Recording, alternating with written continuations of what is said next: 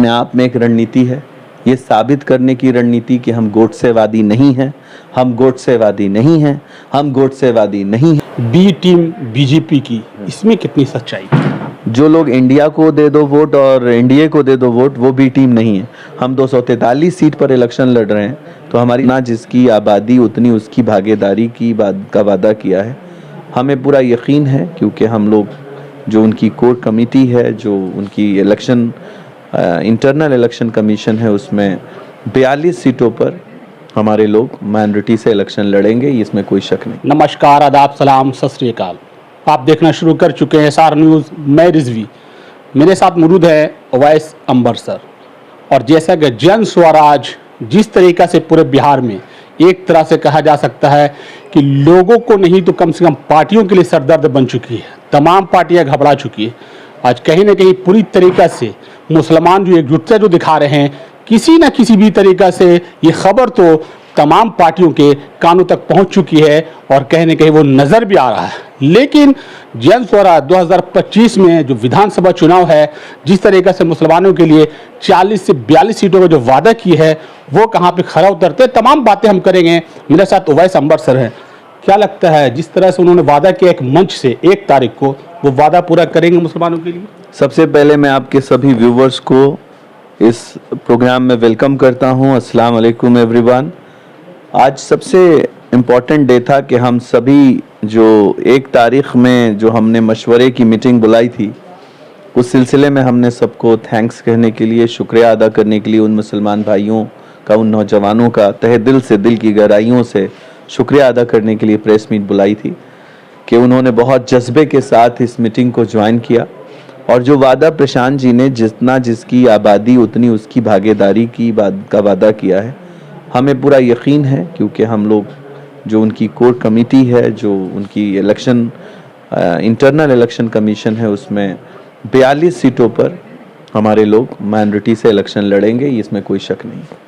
मुसलमानों की पूरी भागीदारी, यानी कि जो बात कह रहे हैं, कहीं ना कहीं दूसरे कास्ट से नाराज़ नहीं हो जाए कि हमको कम सीट मिलेगा, उन लोग को, मुसलमानों को आगे बढ़ा रहे हैं जन स्वराज। कोई मुखालफत तो इस तरह से नहीं है, कोई और भी समुदाय बिफर जाए? देखिए, यही तो बात है, कोई बिखरने का मामला इसलिए नहीं है कि जी अगर यादव समाज से लोग आबादी के हिसाब से हैं तो उनको भी उतनी ही टिकट मिलेगा, मुसलमानों को मिलेगा। भूमियार, ब्राह्मण, राजपूत, कुशवाहा, पार्टी में तो SC/ST समाज को हमने अपना पहला प्रदेश अध्यक्ष चुनने का फैसला किया है, तो कोई भी समाज छूटेगा तब तो वो नाराज होगा। नहीं, वही तो, और सब पार्टी में और सब समाज को आगे बढ़ाती है, मुसलमानों को दबाती है, लेकिन ये मुसलमान को आगे ले आ रहे हैं, उसको लेकर कहीं न कहीं नाराजगी अगर हो जाए तो? नहीं, देखिए, एक सिर्फ आप शायद उनके पूरे स्टेटमेंट को गौर से सुनेंगे, किसी एक आबादी को खास तरीके से आगे ले जाने की बात नहीं की जा रही है। बिहार को बिना जाति और धर्म देखे एक ग्रेड को ऊपर ले जाने की बात हो रही है। एक पूरे बिहार के प्रदेश के ऊपर में किस तरह कामयाब ब्लूप्रिंट तैयार हो, डेवलप ब्लूप्रिंट तैयार हो, और आबादी के ऊपर जो भागीदारी की बात है, ये एक सेकेंडरी टॉपिक है। हमारे पार्टी का स्टैंड है ये हमारा। लेकिन हम डेवलपमेंट की बात कर रहे हैं, शिक्षा की बात कर रहे हैं, इंडस्ट्री की बात कर रहे हैं, युवाओं के वापसी की बात कर रहे हैं, पलायन के रोकने की बात कर रहे हैं। हम इन चीज़ों पे इलेक्शन लड़ने जा रहे हैं। मतलब यही 2025 का मैनिफेस्टो, यही आप लोग का रहेगा, मैनिफेस्टो रहेगा कि हम किस तरह बिहार को सक्सेस ब्लूप्रिंट दे सकें, कैसे हम कामयाब प्रदेश में देख सकें, कैसे हम अपने पिछड़ेपन को, अपने बिहारी होने को प्राउड फील करा सकें। इस पर हम लोग इलेक्शन कैंपेन 2025 बस वक्त कम है, लेकिन उससे पहले 2 अक्टूबर को जिस तरीके से आप लोग पार्टी का जो लॉन्चमेंट करने वाले हैं, उसके बाद क्या रणनीति होगी आप लोग का, जो प्रदेश लेवल पे है और भी लेवल पे है, तमाम जो संगठन बनाने का, उसको काम शुरू हो जाएगा? सब काम शुरू है, जिला वाइज हम लोग संगठन बना रहे हैं। 2 तारीख खुद ही अपने आप में एक रणनीति है, ये साबित करने की रणनीति कि हम गोडसेवादी नहीं हैं, हम गोडसेवादी नहीं हैं, हम गोडसेवादी नहीं हैं, हम गांधीवादी हैं। 2 अक्टूबर को हम पार्टी इसलिए रजिस्टर्ड कर रहे हैं ताकि इससे मैसेज साफ चला जाए कि कहीं भी कोई जो देश में कहीं तफरका फैलाने वाले टीम है, हम उसके समर्थन में नहीं हैं। गांधी की सोच का कोई दूसरा विकल्प नहीं है। इसी सोच पर गांधी जी की 2 अक्टूबर को जयंती के दिन हम ये पार्टी का रजिस्ट्रेशन करें। कहाँ आप लोग इसका आयोजन करने वाले हैं आज? देखिए, अभी हम लोगों के 2 टारगेट हैं। हम लोगों ने एक तो स्कूल है जिसका मैदान है, और एक गांधी मैदान की भी चर्चा चल रही है। चूँकि हमें ऐसा लगता है कि मिडिल स्कूल में हम लोग उतना, हम 1 लाख जो हम अगर टारगेट कर रहे हैं, तो हमको बहुत छोटा टारगेट लग रहा है वो।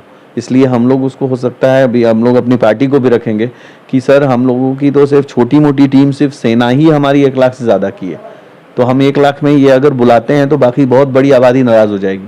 क्योंकि सब लोग चाहते हैं कि हम संस्थापक सदस्य के रूप में रहें। 1 करोड़ संस्थापक सदस्य हैं, 10 लाख भी ये क्रॉस कर सकता है अगर इजाज़त सिर्फ प्रशांत जी दे दें तो गांधी मैदान की बात हो सकती है। तो इतना उत्साह लोगों में आना, मुसलमानों में खासकर जन स्वराज के लिए, क्या ऐसा फैक्टर आपको लग रहा है? क्या फैक्टर है? पहली पार्टी है जो 1 करोड़ संस्थापक सदस्य के साथ पहली बार रजिस्ट्रेशन के दिन उसकी संस्थापक सदस्य 1 करोड़ 25 लाख हम लोग क्रॉस कर चुके हैं। अब अगर उसमें से 1 लाख को बुलाइएगा संस्थापक 1% को, तो नाराजगी तो जाहिर है। तो हम लोग अभी अपने जो भी मुखिया, हमारे सूत्रधार नेता हमारे प्रशांत किशोर जी को हम लोगों ने पैगाम दिया है कि सर 1 लाख नहीं, प्लीज़ मिनिमम से मिनिमम 5 से 10 लाख, क्योंकि बहुत बड़ी सेना नौजवानों की रूटने को है कि भैया हम नहीं आएंगे क्या, हम भी आएंगे, और अगर हम तो किसी को रोक नहीं सकते, तो वो मैदान नहीं, वो पूरा इलाका छोटा पड़ रहा है। इतना जन सैलाब, इतना जन स्वराज या प्रशांत किशोर के तरफ रुझान होना, क्या मेन फैक्टर है? क्या लग रहा है? एक फैक्टर, एक तो एंटी इनकम्बेंसी, दूसरा बिहार को लूटने वाली बात समझा दी गई, पहले समझाया नहीं किसी ने सही से, हम लोग अपनी बात समझाने में सफल हो गए, हम लोगों ने अपनी बात रखने में सफलता हासिल की, नौजवान कन्विंस हुए, उनकी वापसी की बात उनके दिल पे लगी। उन माता बहनें जो अकेले इफ्तार खोलती थीं, अकेले छठ मनाती थीं, उनका कोई चंगेरी उठाने वाला नहीं था, उनका बच्चा छुट्टियों में नहीं आ पाता था, वो बात ज़मीन तक पहुंच गई, और इसीलिए जन सैलाब आप देख पा रहे हैं। एक आखिरी सवाल जो लगातार लोगों के बीच में है, बी टीम बीजेपी की, इसमें कितनी सच्चाई है? जो लोग इंडिया को दे दो वोट और एनडीए को दे दो वोट, वो बी टीम नहीं है। हम 243 सीट पर इलेक्शन लड़ रहे हैं, तो हमारी लड़ाई 243 में सभी तरह के पार्टियों से होगी। हम आरजेडी से भी लड़ेंगे, हम जेडीयू से भी लड़ेंगे, हम बीजेपी से भी लड़ेंगे। तो वो पार्टियां जो किसी के साथ समर्थन के साथ इलेक्शन कैंपेन करती हैं, फिर वो टूट करके दूसरी सरकार में चली जाती हैं, वो बी टीम नहीं है। और हम 243 सीट पर इलेक्शन लड़ेंगे अकेले, किसी के बिना समर्थन के, तो हम बी टीम हो गए। ये जनता को बेवकूफ़ बनाया नहीं जा सकता। अब जनता कन्विंस हो चुकी है, युवा जाग चुका है। आप बदलाव के लिए, इतिहास में जब लिखा जाएगा तो ये चैनल को भी लिखा जाएगा कि आप उसमें कांधा दिए।